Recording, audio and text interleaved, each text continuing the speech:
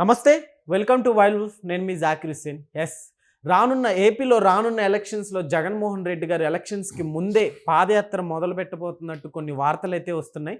So 2019లో కూడా జగన్మోహన్ రెడ్డి గారికి నిజంగా పాదయాత్ర కలిసి వచ్చిందని చెప్పుకోవచ్చు. సో దీని గురించి ఒకసారి డిస్కస్ చేద్దాం. ప్రస్తుతం మనతోటి సీనియర్ జర్నలిస్ట్ దుర్గకుమార్ గారు ఉన్నారు. వెల్కమ్ చెప్పేద్దాం.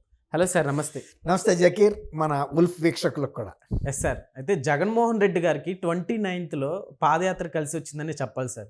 నెక్స్ట్ ఎలక్షన్స్కి ఇప్పుడే ప్లాన్డ్గా ప్రిపేర్ అవుతున్నట్టు తెలుస్తుంది. అసలు ఏంటి దీని గురించి? అంటే జకీర్, మనం ఎవరినైనా ఒకసారి మోసం చేయగలుగుతాం, రెండోసారి అదే కారణంతో వెళ్ళి చెప్తే ఎవడైనా నమ్ముతాడా, మోసపోతారా?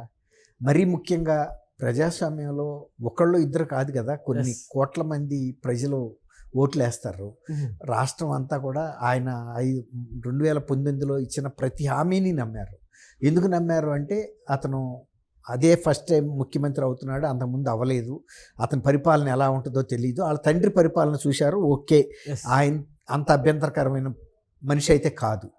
కానీ జగన్మోహన్ రెడ్డి గారికి, రాజశేఖర రెడ్డి గారికి వాళ్ళ నైజంలోనే చాలా తేడా ఉంది.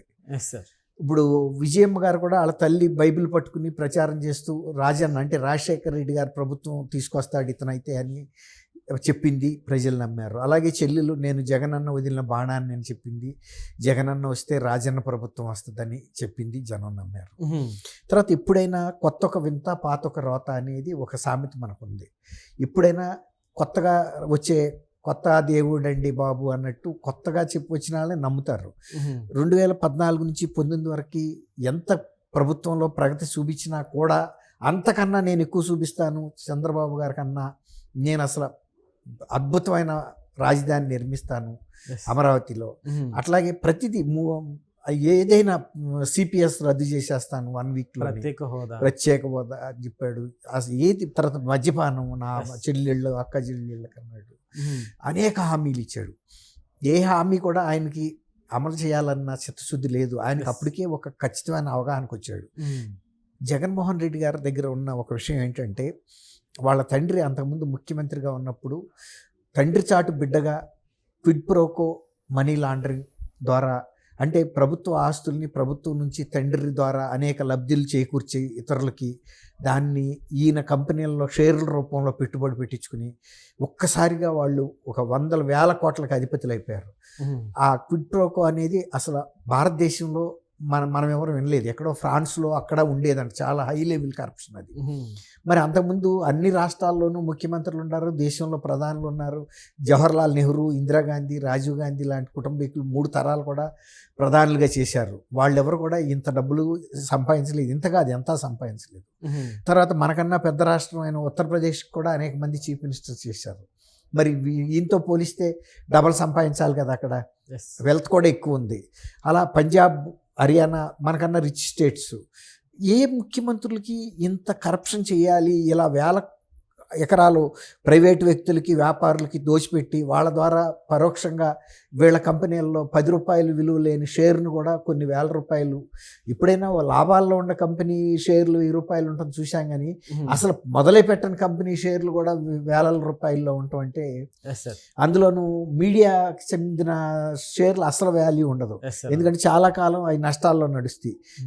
లాభ నష్టాలు లేని దశకి రావాలంటేనే 10 ఏళ్ళు పడుతుంది. ఎంతో బాగా యజ్ఞం లాగా చేస్తే, ఈనాడు లాగా రామోజీరావు గారు లాగా చేస్తేనే 10 ఏళ్ళు కూడా పడుతుంది. అలాంటిది మరి సాక్షి లాంటి ఛానల్లో, న్యూస్ పేపర్లో షేర్లే కొన్ని వేల రూపాయలకి అమ్మేశారు.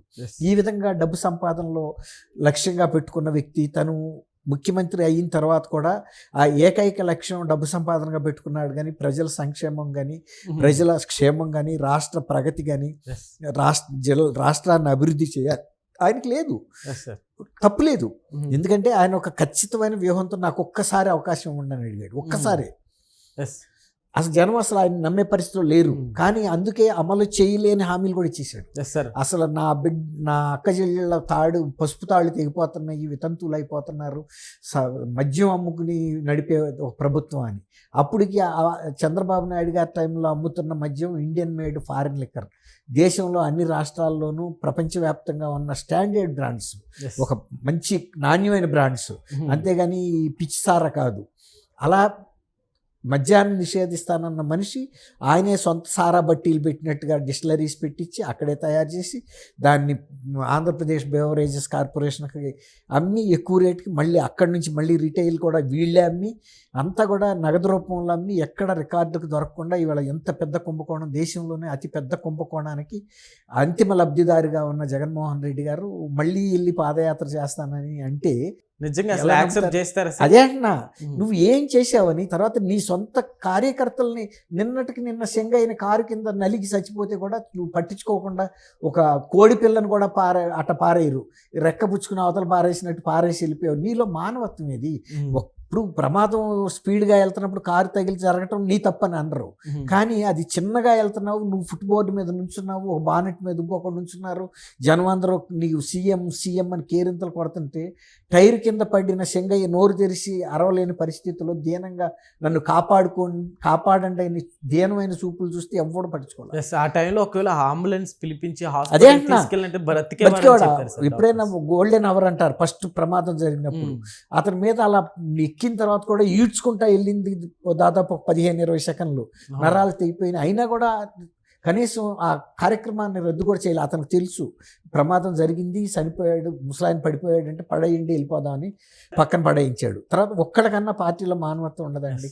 ఇప్పుడు కార్యకర్తల పట్ల కానీ ప్రజల పట్ల కానీ నీకు నిజమైన శ్రద్ధ కనుక ఉంటే ఏ నాయకుడు కూడా తన కార్యక్రమంలో ఇలాంటి అపశృతి, ముఖ్యంగా ప్రాణం పోయే పరిస్థితి ఉంటే ఆ కార్యక్రమాన్ని అర్థవంతంగా ఆపేస్తారు. సపోజ్ ఒక శుభకార్యంలో పెళ్లిలో కూడా ఎవరైనా చనిపోతే కూడా ఆపేస్తారు. మనం అనేక సార్లు మన ఊళ్ళల్లో కూడా చూస్తూ ఉంటాం. అలాంటిది నువ్వు ఒక ముఖ్యమంత్రివి, ప్రజల పట్ల నా ఎస్సీ ఎస్టీ అంటావు, అతను కూడా ఎస్సీఏ. అసలు ఎస్సీయా ఎస్టీయా తర్వాత నీకు ఎన్ని కులాలని ఎన్నికలకు ఉపయోగించుకోవడానికి, ఓట్లకు ఉపయోగించుకుంటున్నావు ఉంది, కానీ నీకు సరైన మానవత్వం మీద నమ్మకం లేదు. ప్రజల పట్ల నీ సొంత తల్లిని మీద కూడా కేసులు పెట్టి నువ్వు ఆమెని కోర్టులోకి ఇచ్చావంటే, ఇచ్చిన గిఫ్ట్ డీడ్ని రద్దు చేసావంటే, ఇప్పుడు ఆడపిల్లలకి ప్రజాస్వామ్యం గురించి చెబుతున్నాడు. మనం ప్రజాస్వామ్యంలో లేమా, రఫా కోస్తామని అంటే తప్ప అని అడుగుతున్నాడు. ప్రజాస్వామ్యానికి ప్రథమం పెట్టి ఎక్కడ మన కుటుంబం, మన విలేజ్, మన వాడ, మన ఊరు, మన మన మండలం, మన నియోజకవర్గం, మన జిల్లా, మన రాష్ట్రం, అన్ని రాష్ట్రాలు కలిపితే దేశం. అది ప్రజాస్వామ్యం. నీ సొంత ఇంట్లోనే నువ్వు ప్రజాస్వామ్యాన్ని అమలు చేయని వ్యక్తివి అట్లాంటి సినిమా డైలాగులు, పుష్ప డైలాగులు అంటే, ఒకవేళ సినిమాల్లో కూడా రివాల్వర్లు పెట్టి వీళ్ళ హీరోలు కాల్ చేస్తుంటారు, దానికి ఏం కేసు ఉండదు, పోలీసులు రారు, అతన్ని అరెస్ట్ చేసి తీసుకెళ్లరు, కోర్టులో పెట్టరు. అట్లా నువ్వు కూడా కాల్ చేస్తావా? సినిమాకి నిజ జీవితానికి కూడా తేడా తెలియనంతగా నటిస్తున్నాడంటే అటువంటి నటనా చతురత కలిగిన వ్యక్తి ఉద్దేశాలు ఆంధ్రప్రదేశ్ ప్రజలు గమనించబట్టే కదా 2024 ఎన్నికల్లో పూర్తి స్థాయిలో ఆయన్ని నువ్వు ఈ పరిపాలనకి పనికిరావని చెప్పేశారు. లేకపోతే 151 స్థానాల నుంచి 175 స్థానాలకు వెళ్ళగలిగిన వ్యక్తివి, నీకు ఆ ప్రజల్లో విశ్వసనీయత లేనప్పుడు నువ్వు పాదయాత్ర చేసినా, ఇంకొక యాత్ర చేసినా, ఎలాంటి జిమ్మిక్కులు చేసినా, నిన్నట్లాగా గారడీ విద్యలు చేసి కార్యకర్తలైన ప్రాణం జీవం అన్నా ప్రజలైతే నమ్మరు, కార్యకర్తలు కూడా నమ్మరు, నాయకులు కూడా తనని నమ్మే పరిస్థితి లేక పక్కకి జరిగిపోతున్నారు పార్టీలో. Okay sir, thank you Zakir.